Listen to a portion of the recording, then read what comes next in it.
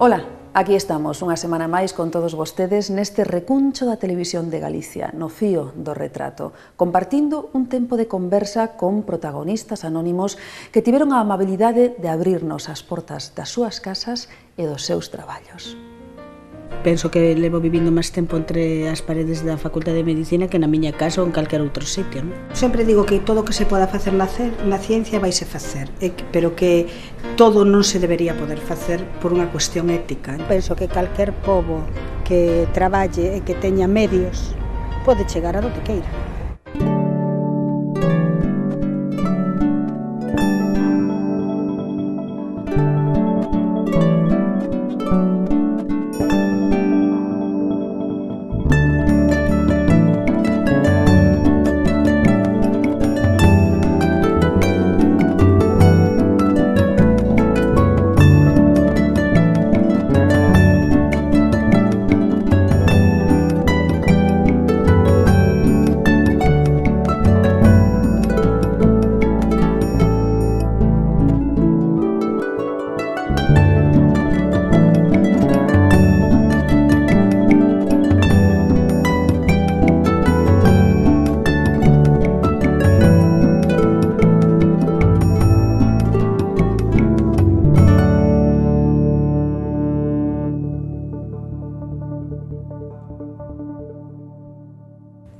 Hoxe toma a verba unha científica. Victoria, unha muller de ciencia, cartesiana, afeita a traballar coas ferramentas da investigación na procura da verdade. O seu laboratorio é un centro de referencia internacional na investigación do ADN e do xenoma. Esta bata branca é imprescindible para mergullarnos no interior do laboratorio no que Victoria fai as probas de paternidade ou análisis para determinar, en caso de crime, quen foi o asasino. O seu traballo resulta moi útil para a xustiza. O noso conversador Anxo Cabada foi na visitar o seu laboratorio na Facultade de Medicina de Santiago de Compostela e logo levou a pasear polo Parque de Bonaval.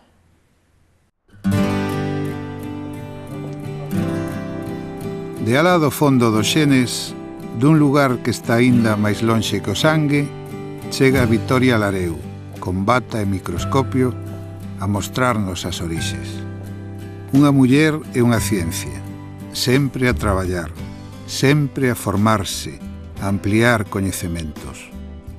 Porque o límite é insondable, e todo o que sabemos a día de hoxe será moi pouco mañá ou pasado, cando o saber dea unha nova viravolta e cheguen novos datos e con eles novas prácticas e con elas novas curacións. Porque ese é o reto desta aventureira do interior, embarcada nunha singradura que se leva por adentro e ten que ver coa esencia, coa distancia. A aventura de achegarnos o pasado a través do refugallo do presente, de encontrar tesouros agachados en partículas e restos, signos que alguén deixou sen querer, mais que deciden vidas e condenas, proban crimes cometidos ou esculpan acusacións. Así, as vidas subxacentes a individuos falecidos, as vidas aínda vivas sobre os corpos estragados, as vidas que regresan para dar conta daquel que non está, son o seu centro de atención, o obxecto da súa ollada. A ollada de Victoria Lareu, retratada xa por Anxo,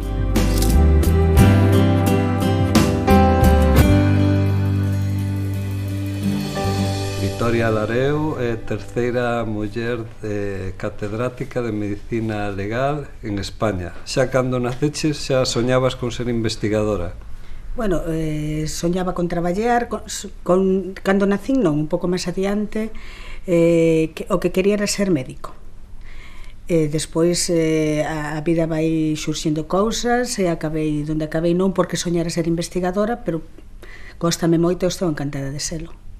Entón, os teus primeiros recordos, o teu pai era médico xa, sí. Entón xa viviches un pouco rodeada do ambiente da medicina, non? Sí, meu pai era médico, era analista, e o que quería con este romanticismo da xuventude, facer medicina, pero medicina clínica, porque iso de coidar a xente, de curar os enfermos, parecíame algo impresionante, non?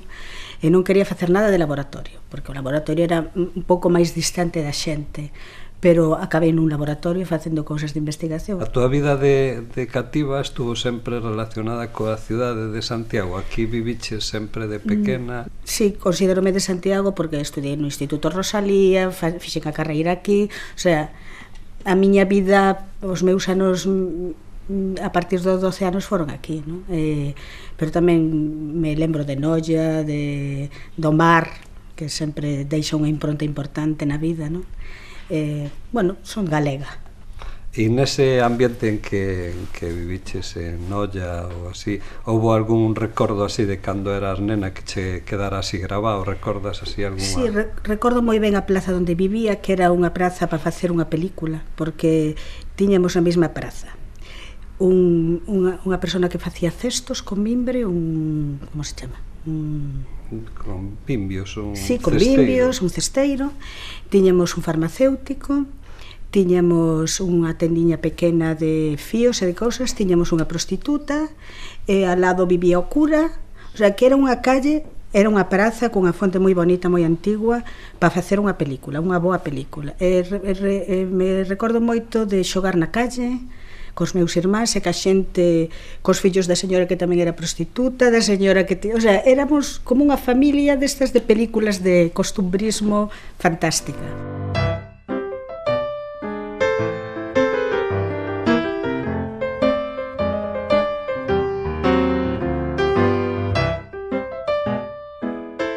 Daquela non había aquela, xa estabas nun ambiente donde porque foras muller non ibas a deixar de estudiar, non? Non. Eu sempre recordo que meu pai, na miña casa sempre, por ser muller, tiñamos privilexios, tanto a miña nai como eu. Desde que nos podíamos poñer un vaso de agua na mesa, miña nai nunca se levantou da mesa, sempre éramos nós. E despois eu tiña labores da casa como os meus irmáns. Eu facía a cama, eles tamén. Se eu poñía a mesa, eles tamén. E despois no coche sempre tiña unha ventanilla e eles dous se turnaban. O sea que por ser muller, na casa sempre, tanto a miña nai como eu, tuvemos privilexios. E nunca, por ser muller, fixemos cousas que os homes non podían facer. O sea que non sentín ese entre comillas machismo que podría haber noutras casas, que sí que había, pero bueno, eu tuve sorte en eso.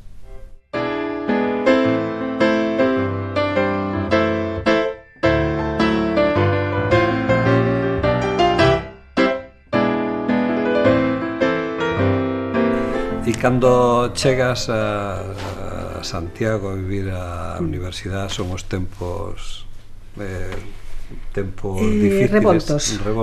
Non, eu cando morreu Franco, entón estaba no instituto, estudiaba no Rosalía de Castro. Había xa profesores no Rosalía que facíamos manifestaciones polos pasillos e cousas así, pero tamén estudiaba educación política nacional. O sea que era unha mezcla de cousas, non? Despois eu vivín moito as revoltas estudiantis cando era xente iba a Plaza Roxa, que se chamaba de José Antonio, que unha amiga miña tiña un piso ali nunha das terrazas e veíamos un pouco, pero teñamos 14 anos ou 13 anos.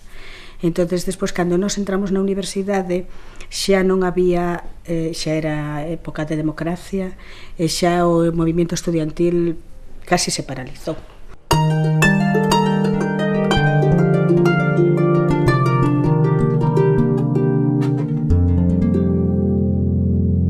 Eu son desta universidade, penso que levo vivindo máis tempo entre as paredes da Facultade de Medicina que na miña casa ou en calquer outro sitio, non? Tanto estudiei aquí, traballei aquí e sigo traballando aquí. É verdad que salín fora e que fixe cousas fora, pero sigo aquí. E como xurde entonces a historia de facerte catedrática? Bueno, eu tuve a sorte de empezar a traballar nun equipo que está dirixido por o profesor Ángel Carracedo, que é unha persona que ten alto nivel no mundo da investigación xenética forense. Cando empezamos, xa case fai 25 anos, pois tuve a sorte de encontrarme con el, que é un maestro, non? Desde logo nunca tuve a idea, así como eu sempre tuve a idea de facer medicina, nunca tuve a idea de chegar a ser catedrática. Esa non era a miña meta na vida. Empecé a traballar con un grupo importante e fixemos pouco a pouco que o grupo fora mellor.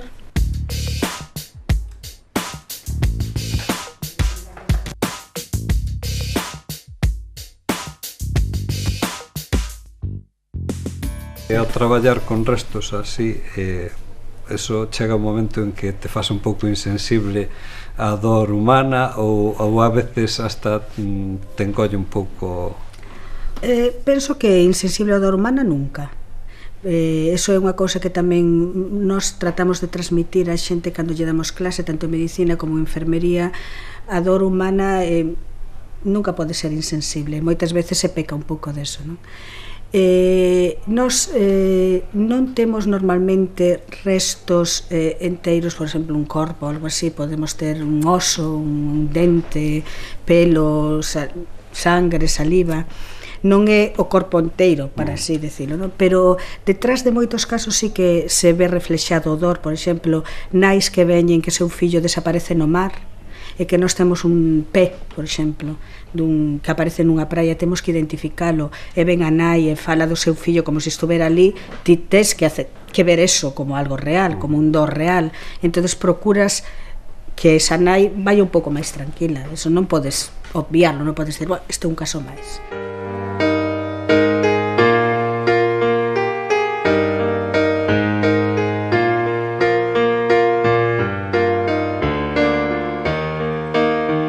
Como foi un pouco a túa estadía en Londres? Porque ali podoche cambiar a vida, conoceche a túa parella, non?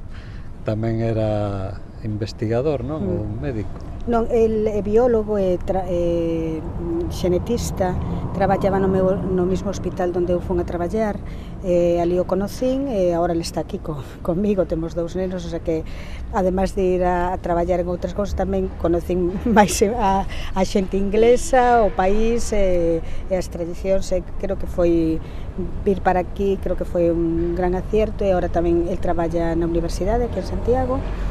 Estamos contentos de que este aquí.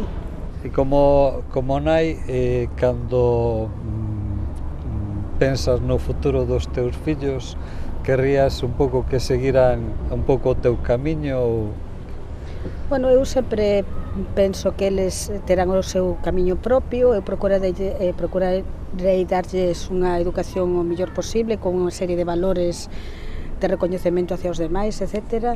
Penso que eso tamén o viven moito porque vivimos en 2 mundos, Inglaterra e aquí, donde sempre no mundo que vivimos en Inglaterra é moi cosmopolita, con moita xente, van a aprender que todas as persoas somos máis ou menos parecidas e co mismo valor a nivel persoal, que eso a mí me interesa moito. E despois, dándolle a educación que requiren a nivel conocimiento, e logo que elixan eles o que queiran. Non vou estar aí, tens que facer medicina para seguir a tradición, non. Como ves ti cando se fala así de o pouco aprecio que hai así a nivel institucional, de que hai a xente que por darlle unhas patadas ao balón ganen fortunas grandísimas, e vos para estar investigando estedes aí en 2 habitacións super reducidas que casi non cabedes? Eu penso que é un fallo de toda a sociedade, non solamente institucional. Para mí é vergonzoso ver como se pagan millóns e millóns a xente que pode ser moi válida, que dé moi ben o balón, ou xoga o tenis, ou faga outras cousas e gane máis eles nun ano que todo o noso grupo en toda a vida. E máis, me parece que é unha desorganización social, que non debería ser así.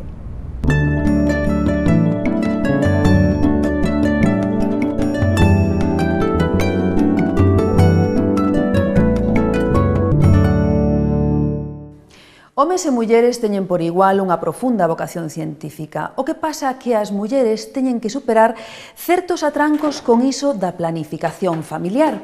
Victoria fai este equilibrio dende sempre e dun xeito moi natural. Ten unha vida familiar plena sen restarlle tempo ás investigacións complexas.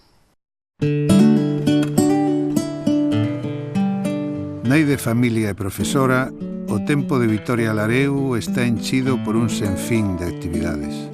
Entre os libros e o laboratorio, entre o colexio dos fillos e a aventura da docencia. 4 frontes abertas que non pode descoidar: coñecemento, investigación, familia e universidade.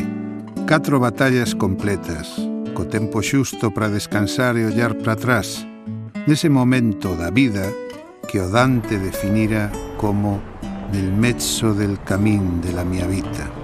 E desde aí, desde o medio do camiño da súa vida, desde o cénit luminoso da singradura da existencia, Vitoria Lareu construe o seu relato, un discurso sobre a ciencia e sobre a vida, tamén sobre a morte, que é outra forma de vida. E nese fluir da locuacidade emerxe o reto dun saber que non fica en abstracto, senón que precisa de xeito inmediato da súa correspondente aplicación. Vitoria Lareu, ciencia de muller, muller de ciencia. Catedrática de Medicina Legal e Forense da Universidade de Santiago. Un fito no proceso de igualdade entre varóns e femias.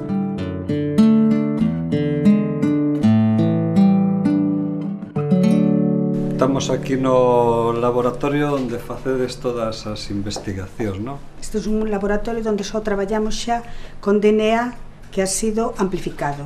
Temos diferentes laboratorios. Nos en xenética forense traballamos co ADN, que podíamos chamalo a molécula da vida, porque é onde está todo o código xenético que vai a facer que unha persoa sexa como é. Non todo está nos xenes, está claro, a educación e outras moitas cousas van a influir en como unha persona é, pero moito do que somos está escrito no ADN, nesas 4 letras, adenina, timina, citosina e guanina, está escrito aí. E onde podemos recoller restos de ADN? En que materiales? De ADN podemos recollelo en calquer texido do corpo que teña células, sangre, saliva, orina, calquer músculo, osos, uñas. Por exemplo, na saliva, realmente na saliva mesma non hai ADN, pero nas células que arrastra a saliva sí que vamos a encontrar ADN. Entón, calquer resto ou texido biolóxico que conteña células ten ADN que nós podemos analizar. E supoño que, tal como se avanza na investigación, cada vez se pode descubrir máis cousas a través do ADN. Bueno, si, o ADN é un hito na historia da ciencia importantísimo. Todo o estudio do xenoma humano ha revolucionado a xenética e a medicina en xeral, non? E a xenética forense tamén. Date conta que fai uns 15 anos aproximadamente nós non podíamos resolver a maioría dos casos que estamos resolvendo agora, porque non tiñemos a cantidade de produto, non tiñemos os sistemas adecuados, e así como as paternidades as normais de presunto pai, mai e fillo con proteínas, non tiñemos problema criminalística ou, por exemplo, paternidades como as que estamos facendo agora de restos cadavéricos eran impensables. O sea que a técnica evoluciona, o coñecemento evoluciona, entonces as especialidades tamén van para adiante.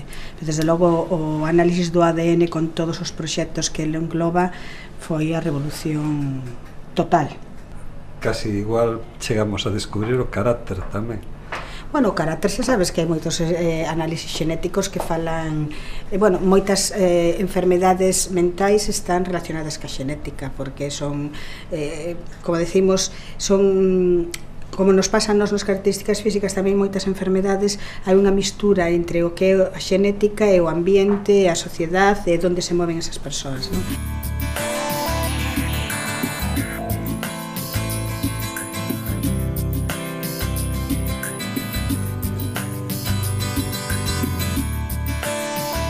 Se falamos, por exemplo, a nivel criminalístico, entón, cando entra alguén a cometer un acto, prácticamente xa se poden buscar huellas de case que todo, non? O sea... Sí, agora date conta que estamos facendo perfiles xenéticos de ADN dunha huella dactilar.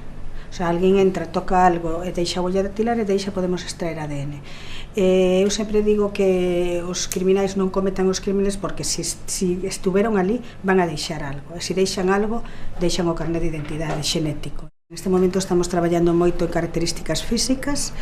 O noso futuro inmediato sería obter como unha especie de retrato robot da persoa que deixa unha mostra biolóxica nunha escena de un crime, por exemplo. Penso que eso sería, nestes momentos, unha cousa de gran utilidade e sería importante para nós. Pero é unha investigación moi difícil, que non só ten a xenética, como dicía antes, polo medio, sino que todo isto está misturado co ambiente, entonces son características multifactoriais que fan o análisis moi complexo, pero aí estamos loitando. No cor dos ollos, no cor do pelo, no cor da piel, nas facciones da cara, na masa corporal, bueno, como facer un retrato robot un pouco. Está ben que esteñades en primeira línea de ser un referente a nivel mundial no que a investigación, non? Home, sí, nós facemos unha parte que podíamos chamar, mal chamada, penso eu tamén, rutinaria, que facemos casos de criminalística. Cada caso é un caso diferente, non podemos facer o mismo en todos os casos.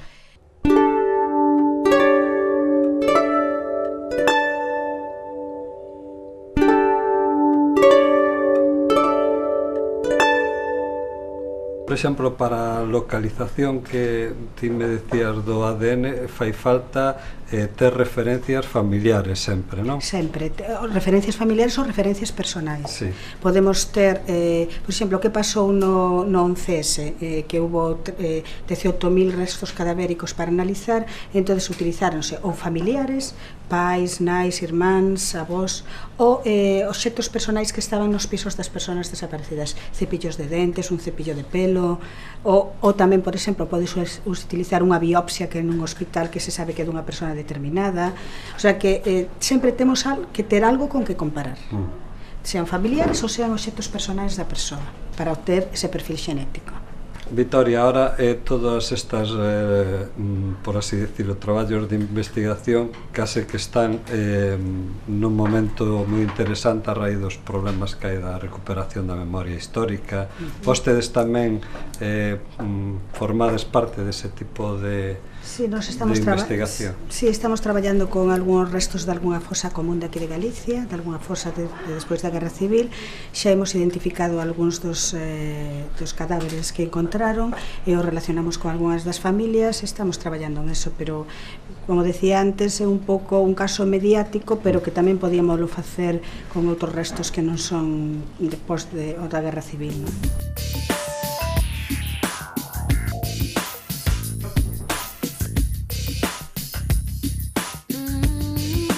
E a nivel de investigación histórica, como ves isto que se fai da investigación de Cristóbal Colón? Eu non me sinto moi a gusto con estes casos. E despois sí que tuvemos aquí os restos de Cristóbal Colón para analizar, pero tamén o que decíamos antes, as tumbas se moven, de repente os restos que están aí xa non son os que estaban ao principio, a xente colle as mostras coas más, transmite o ADN novo a esas mostras, se contaminan. É un traballo moi difícil e a veces que non ten unha repercusión tan importante para a vida ou para as persoas, para facer toda ese montaxe que moitas veces é máis mediático que profesional ou tecnolóxico. E cales poden ser entón os límites que podemos topar no que é a investigación do ADN? Quizás a ética ten que frenar un pouco a evolución da ciencia. Eu sempre digo que todo o que se poda facer na ciencia vaise facer, pero que todo non se debería poder facer por unha cuestión ética. Entonces hai un debate ético moi importante, sempre hubo un debate ético acerca da ciencia, pero agora co ADN, que as posibilidades que o ADN ofrece, hai un debate ético a nivel mundial moi importante. A ética neste momento frena moitas cousas que se poderían facer. A ética a veces en algún tipo pode ser discutible as células madre ou non, pode ser discutible, pero logo hai factores moi importantes que a ética debería frenar, non? E aí está a discusión importante neste campo.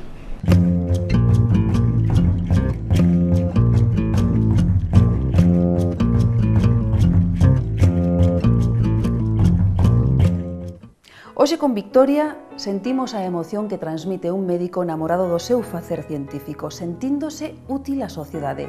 A min gustaríame que todos vostedes tamén sentisen a flor de pel esa emoción, froito da busca da verdade. Pola nosa banda convidámolos a que a vindeira semana compartan con nós a arte da conversa. E aquí, no Fío do Retrato.